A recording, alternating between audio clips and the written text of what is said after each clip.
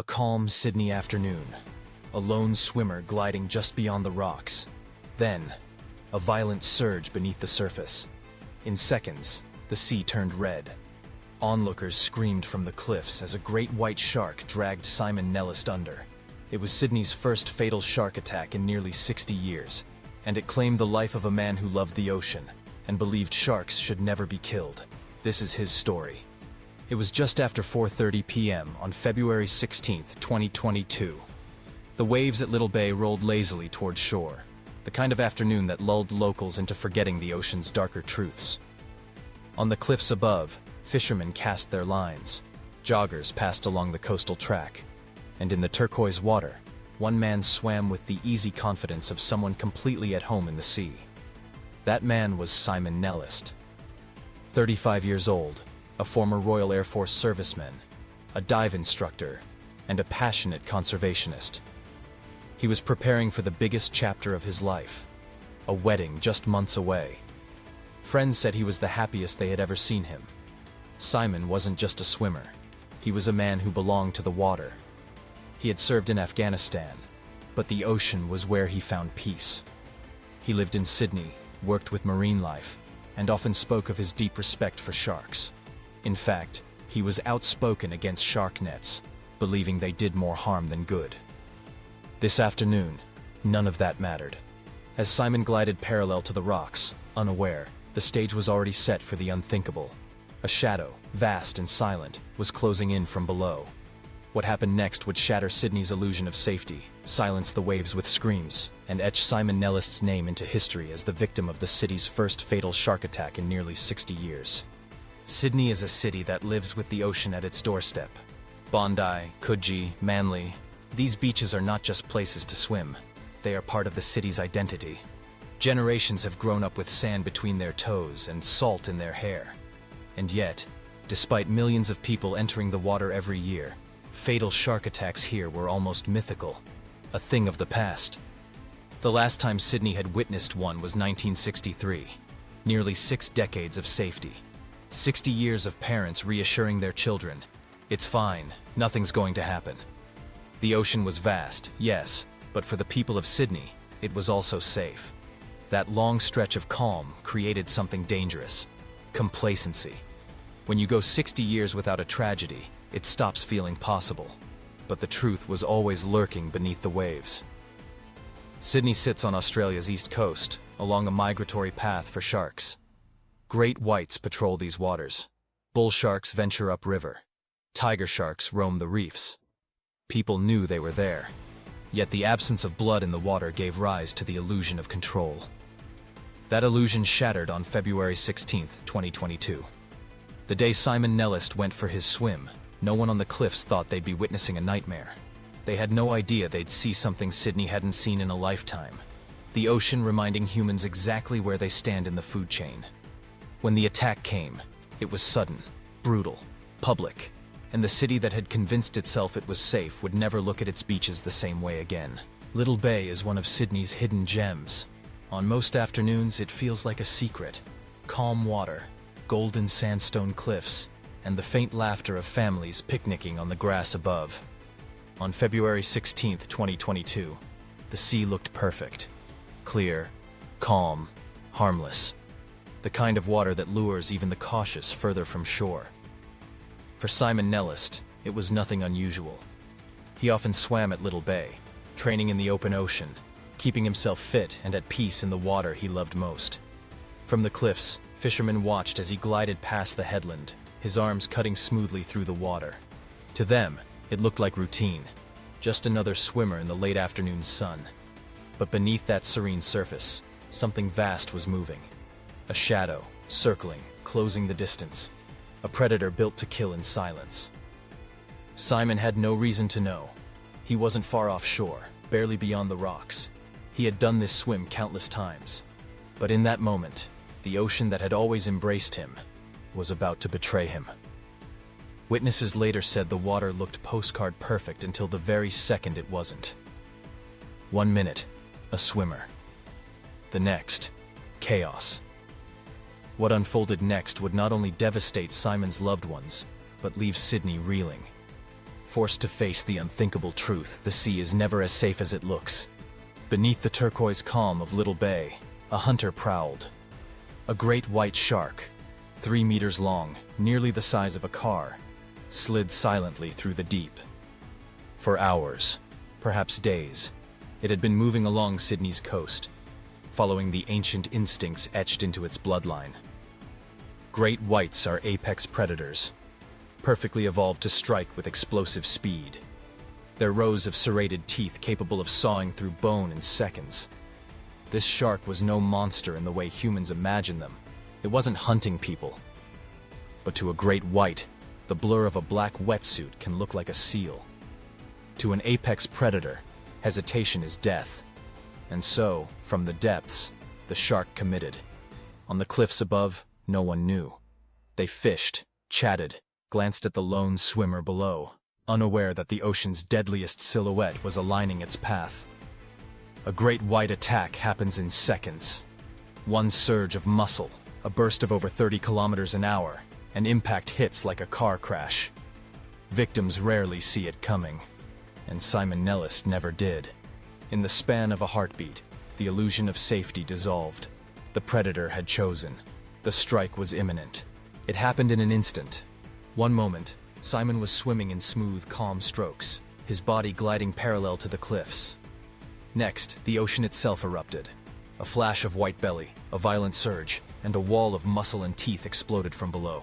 The shark struck with catastrophic force, its jaws clamping onto Simon's side and thigh. Eyewitnesses said the water around him turned red in seconds. The sea that had been postcard perfect just moments earlier became a scene of primal violence. From the cliffs, horrified onlookers screamed. Fishermen dropped their rods, helplessly staring as the predator thrashed with its prey. Someone began filming on their phone. The footage later confirmed the nightmare. Simon was dragged under, the shark circling back, attacking again. Witnesses would describe it as relentless. Every time Simon tried to surface, the great white cut him off, forcing him down. It wasn't a quick hit and release. It was a sustained, brutal assault. The cliffs echoed with shouts, but there was nothing anyone could do. The attack unfolded just meters from shore, yet might as well have been miles away. By the time rescuers arrived, it was already too late. Simon had suffered what officials later called catastrophic injuries. For the people on those cliffs, it was like watching a nightmare play out in broad daylight. Sydney's first fatal shark attack in nearly 60 years, and it was happening before their eyes. From the cliffs of Little Bay, the peaceful afternoon shattered into a scene no one could ever forget. At first it was confusion, shouts from a fisherman, someone pointing at the water, a splash that seemed too violent to be a swimmer's stroke. Then the truth hit. A massive shark was thrashing just meters from the rocks, and a man was caught in its grip. Phones came up, hands shaking, as people tried to capture proof of what their minds refused to accept. The sea around Simon turned crimson. His desperate movements, arms flailing against something far stronger, burned into the memories of everyone watching. It was like a car hitting the water, one witness later said. You could see the power. Another voice screamed, "Shark! Somebody's in there!" But there was nothing anyone could do. They were frozen on the cliffs, separated from the unfolding nightmare by only meters of air and stone. Some couldn't watch. Others couldn't look away. The cries, the splashing, the stillness after. It all played out in horrifying clarity, like a scene that would haunt them forever. Sydney hadn't seen a fatal shark attack in 60 years. Now, on a sunny afternoon at a quiet cove, dozens of ordinary people had just witnessed one with their own eyes. By the time lifeguards and rescue boats reached Little Bay, the ocean was calm again, eerily calm. The shark had vanished into the depths, leaving behind only a slick of blood drifting on the surface. Search crews scanned frantically, their eyes darting across the water for any sign of Simon. But it was already too late. What they found confirmed what the witnesses on the cliff had feared. Simon had suffered what authorities later called catastrophic injuries. The brutality of the attack was undeniable. The rescuers pulled what little they could from the water, their grim silence saying more than any words could. For many of them, hardened by years of emergencies, this was something different, something almost impossible to process. Police sealed off the beach. Helicopters buzzed overhead. Sirens echoed through the quiet neighborhood as the news spread like wildfire. Sydney's first fatal shark attack in nearly 6 decades had just unfolded in broad daylight. On the cliffs, people wept. Others simply stood in shock, staring out at the bay, replaying the horror again and again in their minds. The sea, moments ago so inviting, had become a crime scene, and the reality set in. There was no saving Simon Nellist. Simon Nellist wasn't just another swimmer in the ocean. He was a man who lived for it. At 35, Simon had built a life defined by adventure.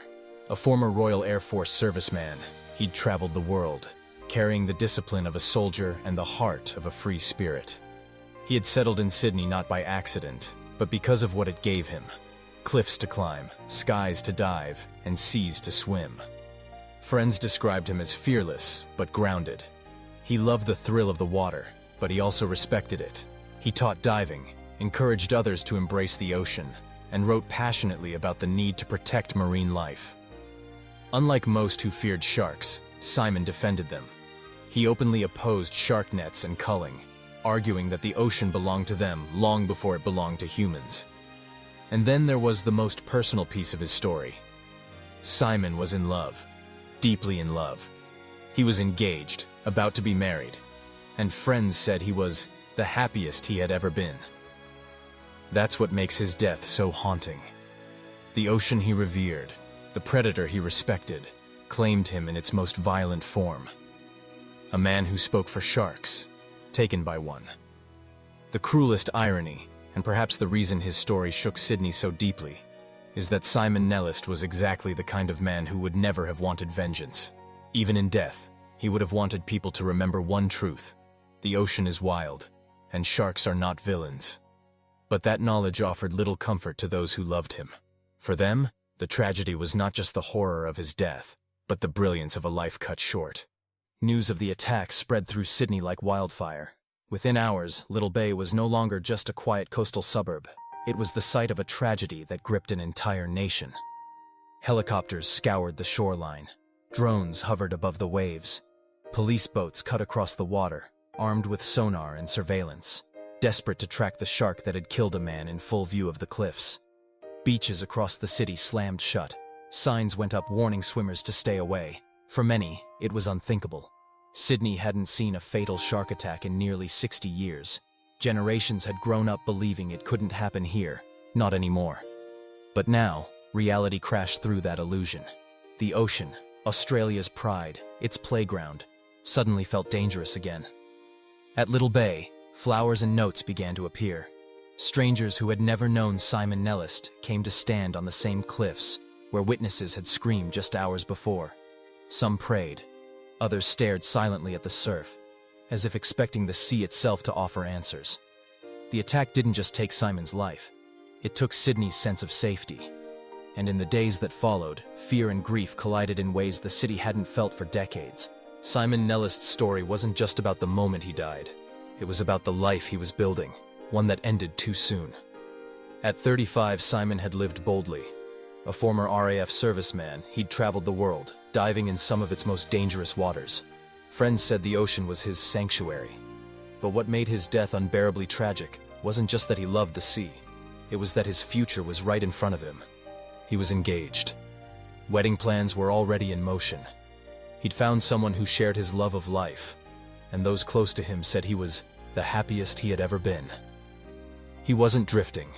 He was settled, grounded, ready for the next chapter. When the shark struck, it didn't just take a swimmer. It took a fiancé, a son, a brother, a friend. In a single violent moment, everything he was, and everything he would have been, was gone. And that is what makes his death so haunting. It wasn't just rare. It wasn't just brutal. It was the shattering of a life in its brightest moment. Proof that sometimes nature takes without reason, leaving only devastation in its wake.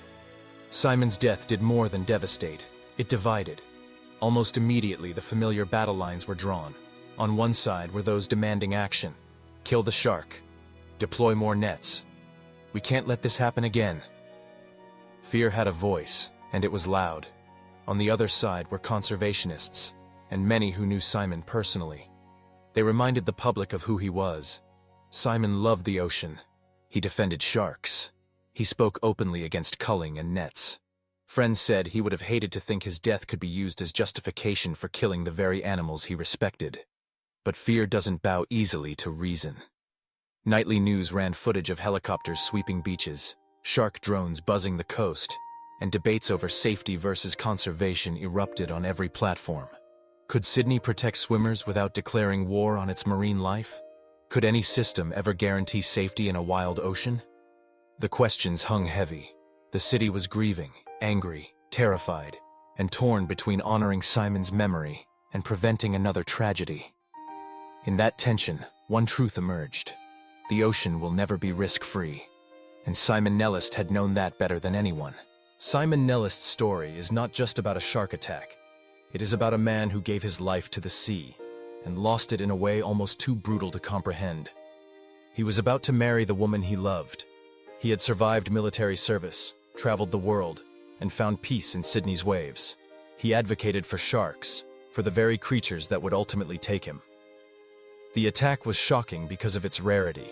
Sydney had not seen a fatal shark strike in 60 years, yet on that quiet afternoon at Little Bay, fate chose Simon.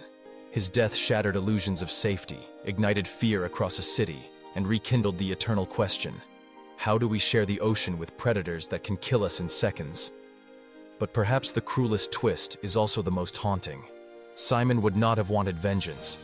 His friends insisted he would have wanted understanding, respect for sharks, even after his own blood stained the water.